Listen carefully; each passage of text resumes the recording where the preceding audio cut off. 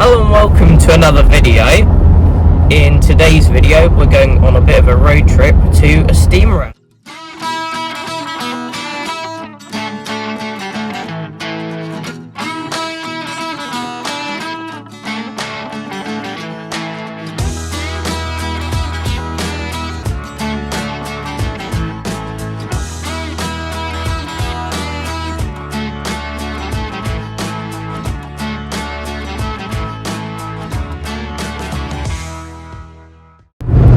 The steam rally that we're going to today is the Strumpshaw steam rally, and you may remember from last year our video on the Strumpshaw steam rally. Now the weather today is a tiny bit cloudy, but it's quite bright, so it should be a nice day of looking at the traction engines, the classic cars and the tractors. As you can tell, we are on the road now and the traffic is quite light for UK traffic. And you may have noticed we're on the correct side of the road with the steering wheel on the correct side of the car. Cameraman is driving at the moment, and if we have a look at what the Land Rover is saying is the outside temperature, that's 14 degrees Celsius, and we're expecting it to get up to about 18 today, so should be a nice day. Just spotted something quite nice in front of us. We've got this old Ford truck, and we've got an old VW Golf GTI behind us. There is another old American truck in front of this Ford, I think. Can't quite see it at the moment though.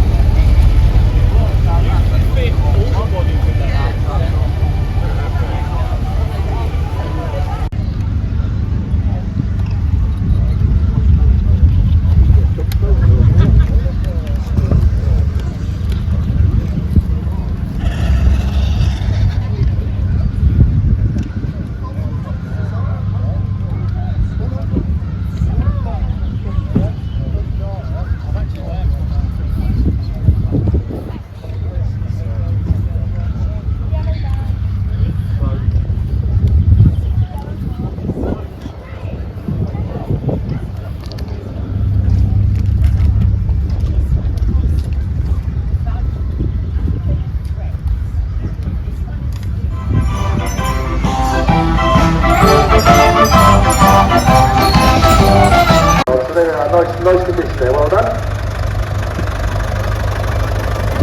This morning this is the Fortune Super Dexter, this one was built 1962 and is owned by Jenna Johnson. Thank you.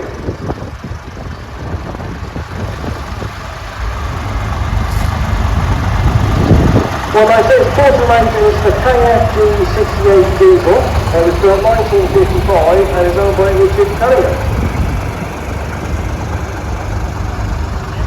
Yes, this was fully restored, this one, look, very nice condition indeed. Slightly different again, as you can see, with a KFD 68 on the side there.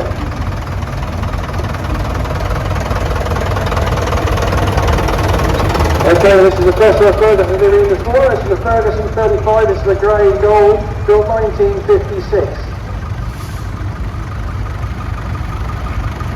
177 and a Fortune Dexter, this one was built 1960, this one. Obviously been to a few rallies, as you can see some plaques on the side of the bonnet, and obviously enjoy, well done.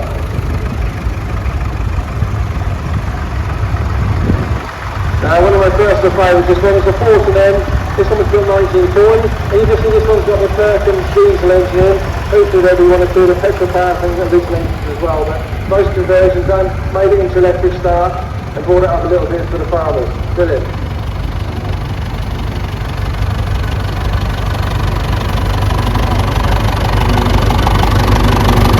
Now 245, yeah, this is a bit different again. This is the sort of thing you've been using in your market gardens and your large holders. This is a Bonza truck. It was been a tipping truck. You've got aluminium gearbox in there, 3-4 gears, 1 reverse. Yeah, Velius engine, like I say, you can see on the side here, you've got the handbrake, but next door to it, you've got the kickstart lever there, and like I say, very useful thing. Basically, just sort of, just a general useful car around you can hold it. Brilliant.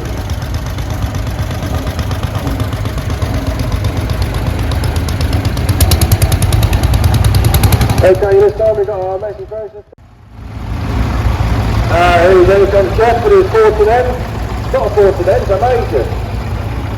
Good. Crank start, you can see in the front. Little a radiator warm in the front end to keep it warm on the colder days. And yeah, a bit slow on the road runs, but they're very nice track runs. One of these days, you never know, I might have one in my shed.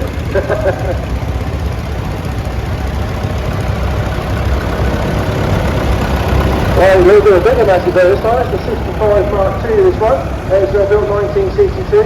Built by the weekend. International 685 that's built 1982, that one. Got some more youngsters on the back, give them all over again.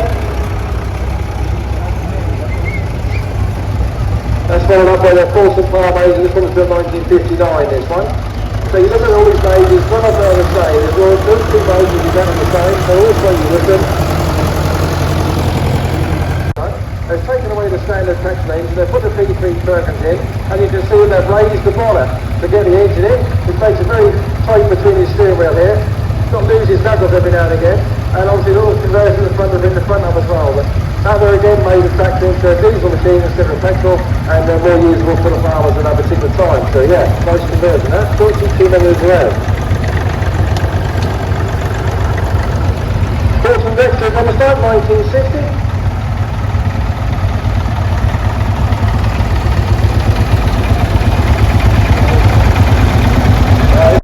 Field Marshal Series 1 this one.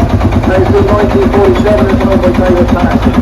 See that's in there, the machine's working in the field, miles away, pumping around the background. And if you see him on there, and if he's still shaking later on, that's going to get been driving all day.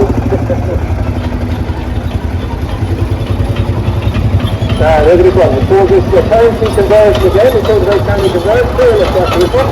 1958. Here's the full major boat again. This is the picture on the track. Lovely. Just now this one is not a bit of paper, I've seen this before. Right, this is the upper rim motor car, this one. And it's made between 1945 and 1955. Standard body fitted with a manual winding sitting mechanism.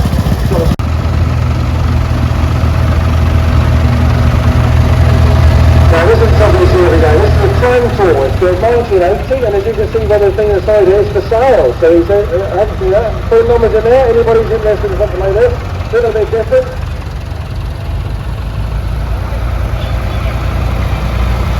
It's very heavy, I would imagine. Then a fair mark for this time.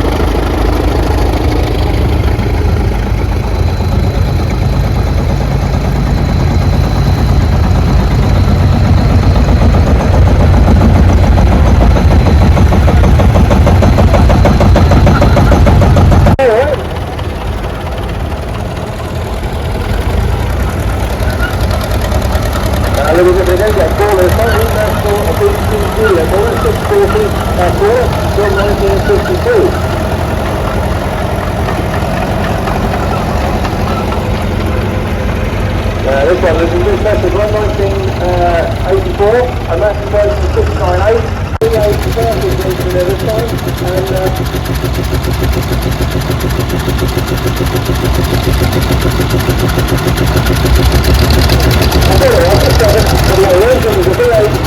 and I come from an old car over since after it there. I want to petrol against these cars.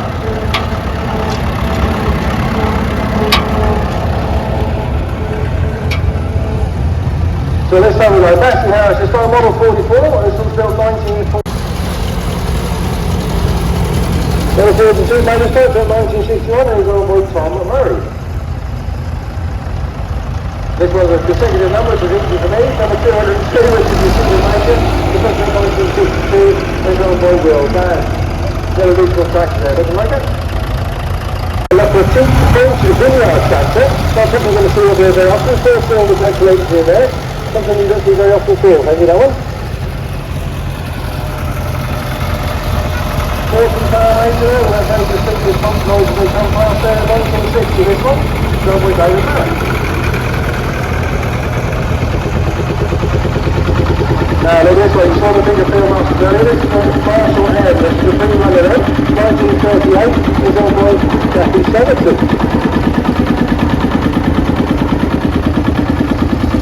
guys, so when it's down to 250 this one, it's a still 1960 and John Wick Jesse Howell.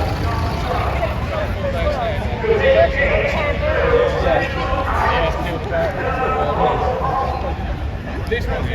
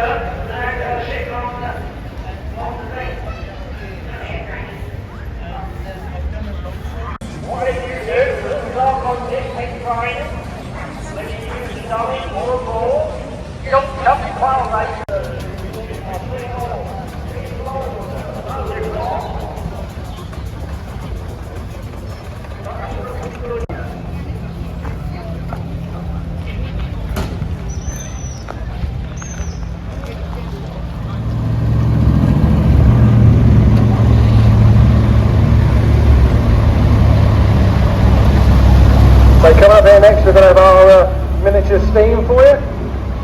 We have our steam specialist here waiting. As he's looking over his shoulder.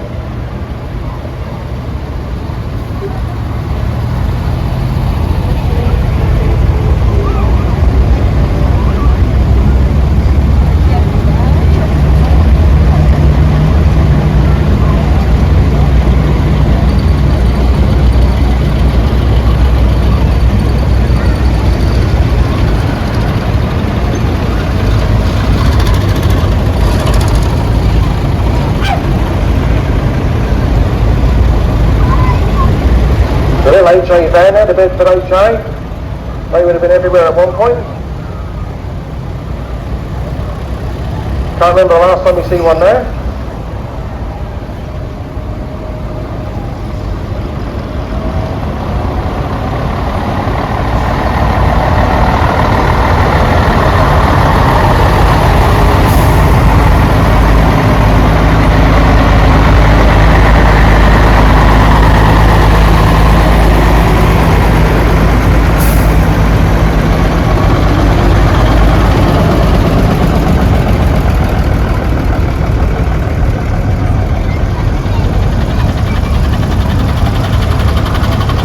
I think there's one or two more commercials up on the site as well where they're parked up, so use your commercials and your military vehicles.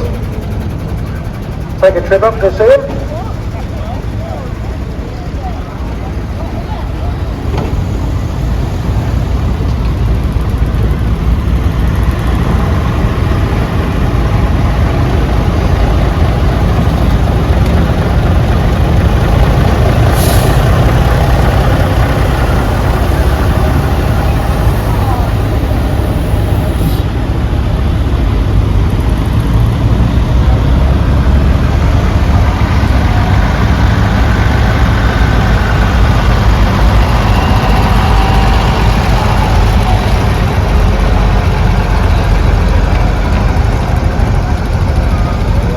Contrast to the previous engine, that's a scenic engine.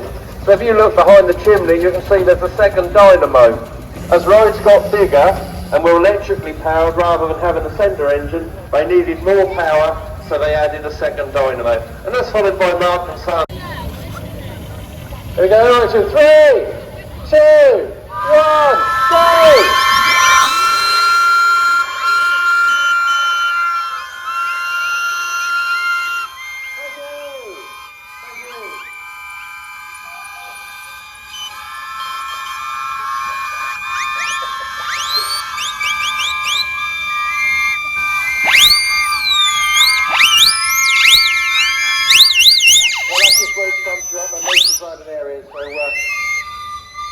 And if you think that was loud, come back later when you get the full-size one. Alright, there's also our next steam wagon. This is a Sentinel steam wagon. It's 7 tonnes, built 1936, originally produced by Wingham Engineering in Kent. It's now owned and driven by Rory Holbrook. So, as I was saying, Foden wagon, overtype. So if you've been paying attention, Sentinel wagon, undertype. If you look down under the floor on the Sentinel here, you will see the engine Again with the drive to the rear axle. This is an S4 wagon, so it's a shaft drive, very like a modern lorry, and that can travel quite comfortably on the road at the speed of about 45, maybe 50 mile an hour. They were very refined in a late development of engine work for the famous amusement caterers Anderson and Rowland in the West Country. It was preserved and kept for many years by the late Viv Kirk, and on his passing he left it to the Moral Museum at Thetford, where Tom has been before and helped us with our own engine on occasions in the past. So this is followed by another one of our Burrells. You can't get far away from Burrells here in Norfolk. This is Achilles. Supplied new to Saxton at Newbert Squire, Ritten Hall in 1938, brings Arthur Bird, contractor of Great Hockham, Norfolk. Passed through several owners until perfect dispatch. Very shiny Burrell, Queen Mary, another Queen Mary. And as I'm boring on about Burrells, and I've told you about single cylinders and single crank compounds, it's quite useful. This is a double crank compound, so it's another engine that uses the steam twice, but in this case there are two cranks on the flywheel, which does produce a more conventional and a smoother running engine. And that's an engine that was owned for many years by the Rudd family near King's Lynn. Than all the other manufacturers combined, and it wasn't unheard of for a local authority or a council to buy 10 or a dozen of these. This particular one, James, is an 8-ton roller, built in 1914. She was near the George Porter at Clapton in London. Been owned by the Mack family since 1967, and it's lovely to see it here. That worked in the Lincolnshire area. With another bit of useless trivia, if you enjoy useless trivia, 1986 to the Taunton, and then Desmond Fry in 1989. Lots of history here. And Somerset. After major work, the then sold to Michael Ashes, 1997, and then bought by Edmund Dillon, West Sydney in 1998. And then sold to Chris Owners, Paul and Anne Barnes of Norwich in 2002. Vernon was known as Amy during working life, as owned and driven by Paul and Annie Blanche. In the Bedford since July 2016. So you saw the Aveling roller, that's a conventional roller. They weren't very good on tarmac because going from forwards to reverse, there was a dwell, and you'd end up with 3 bit holes in the tarmac, which would be perfectly good enough nowadays, but that wasn't then. As Tom has demonstrated, they did away with the flywheel, you see, so you could do instantaneous forwards or reverse. So how about that? Fully restored after standing derelict for 30 years, and it's believed to be the oldest working Burrell in existence. Based on the restroom for 70 years, spent life no more than a day steaming from Thetford. Okay, then the Fowler Showman's tractor. This is Rosemary. This is 5 horsepower, built 1924, and it's a Fowler Showman style tractor, and it's owned and driven by the Bush family.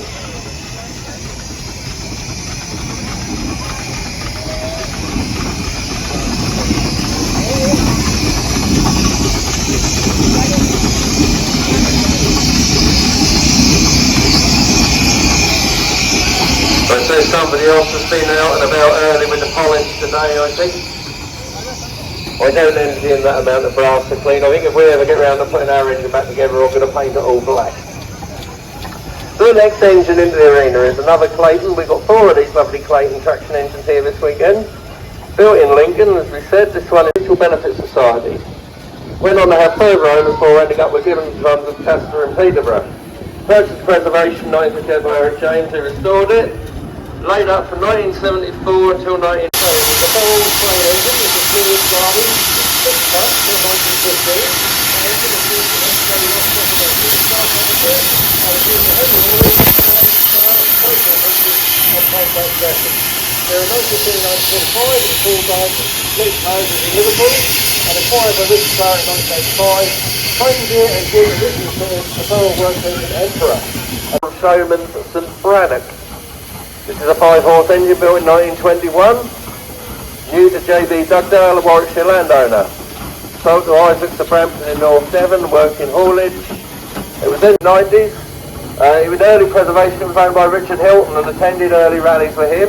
It then stood out of work in Stan Burgess's yard at Haddon for many years, and Stan restored it, bringing it out in 1986. And since then it's been owned by the Wild family.